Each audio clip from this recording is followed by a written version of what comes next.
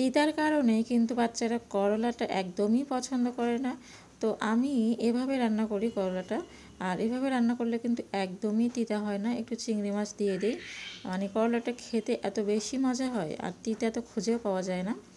তো আমি এখানে যা যা লাগে করলাটা রান্না করার জন্য আমি করলাটা কেটে ধুয়ে নিয়েছি সুন্দর করে। তারপর রসুন, পেঁয়াজ, মরিচ, ধনিয়া পাতা নিয়েছি। আর চিংড়ি মাছটা পরে তেলে দিয়ে প্রথমে আমি চিংড়ি মাছটাকে একটু ভেজে নেব। তেলে দিয়ে আমি একটু হলুদ আর একটু লবণ দিয়ে নিয়েছি। চিংড়ি মাছটা একটু 2 মিনিট ভেজে নিয়ে তারপর এখানে পেঁয়াজ দিয়ে দিলাম। পেঁয়াজটা একটু বেশি লাগবে, অর্ধেক পেঁয়াজ, আমি যেটুকু পেঁয়াজ নিয়েছিলাম অর্ধেকটা এখানে দিয়ে দিয়েছি, আর অর্ধেকটা কিন্তু আছে। আর এখানে একটা তেজপাতা ছিঁড়ে দিয়েছি। এখন সবগুলোকে একটু ভেজে নেব। তারপরে দিয়ে দিব একটা বড় রসুন, আমি কুচি করেই কেটে নিয়েছি। তারপর হচ্ছে স্বাদ মতো মরিচ দিয়ে নিয়েছি। এখন আমি এখানে আলু কেটে রেখেছিলাম, আলুটা দিয়ে দিলাম।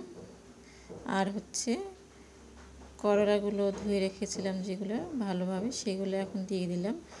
আর তারপরে একটু জিরে গুঁড়ো দিয়ে দিব, যেহেতু এটা ভাজি হবে তো পরে আর কোনো মশলা অ্যাড করব না, যা করার প্রথমেই করে নিব।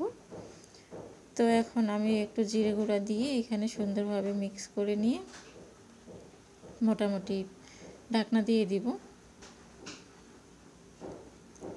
এখানে কোনো রকম আমি পানি ব্যবহার করব না, পানি ছাড়াই এটা সেদ্ধ করে নেব, মানে মিডিয়াম টু লো আছে ঢাকনা দিয়ে ঢেকে রেখে দিব।